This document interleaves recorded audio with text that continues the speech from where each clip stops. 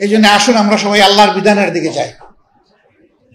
আমরা সব দেখেছি, এখন একবার বাংলাদেশে খুবই প্রয়োজন আল্লাহর বিধানের শাসন কায়েম হওয়া। তো সবই তো দেখেছি, এবার আল্লাহর আইন দেখতে চাই। আল্লাহর আইনটা ফেরেশতারা এসে এখানে কায়েম করবেন না। এই আইন কায়েম করার জন্য মানুষ লাগবে। কোন মানুষটি? যে মানুষ আল্লাহকে ভয় করে।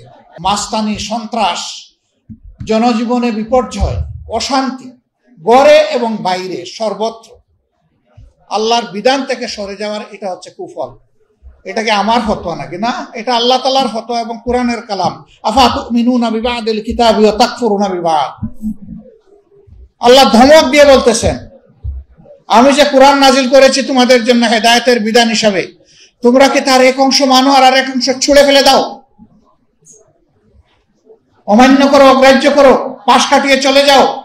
যদি এমনটা হয়, ফামা জাযাউ ইল্লা খিজয়ুন ফিল হায়াতিদ দুনিয়া, এইরকম লোকদের জন্য এর চাইতে বেশি বিনিময়, প্রতিদান আর কি হতে পারে যে আমি দুনিয়ায় তাদেরকে লাঞ্ছিত করব, অপদস্থ করব?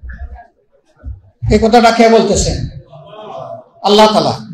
এরপরে বলতেছেন শেষ নয়, এরপরে যখন আমার কাছে ফিরে আসবে আদালতে আখিরাতে, আমার মুখোমুখি হওয়ার পরে তোমাদেরকে ইলা আশাদ্দিল আযাব, সবচেয়ে কঠিন আযাবে আমি তোমাদেরকে নিক্ষেপ করে দেব।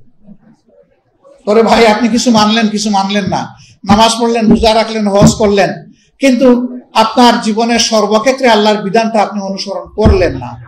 না করার কারণে দুনিয়ার অনেক মজাও আপনি লুটতে পারলেন না। আপনার দুনিয়াও শেষ, আখিরাতও শেষ। আসলে আপনি আমি তো এইরকম হলে সর্বহারা হয়ে যাবে, সর্বনাশ। এই সর্বহারা হওয়া যাবে না।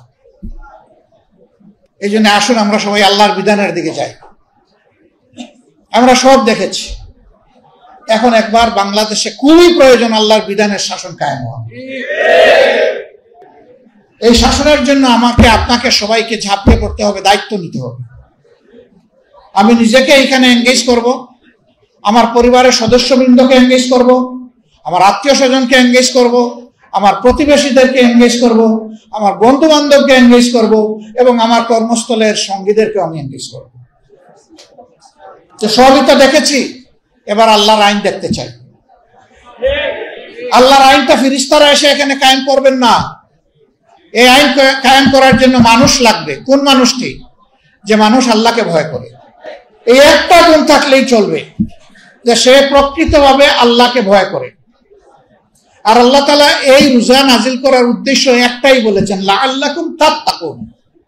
আমি রোজা তোমাদেরকে দিয়েছি আশা করা যায় এর মাধ্যমে তোমরা আল্লাহকে ভয় করতে শিখবে, তোমরা মুত্তাকি হবে, তোমাদের কলব হবে কলবন খাশিয়া, তোমাদের কাল হবে কলবন শাকিরা। তোমরা আল্লাহকে তার জাত এবং সিফাতের কারণে, তার জালালিয়ত এবং কুওয়াতের কারণে তোমরা ভয় করবে।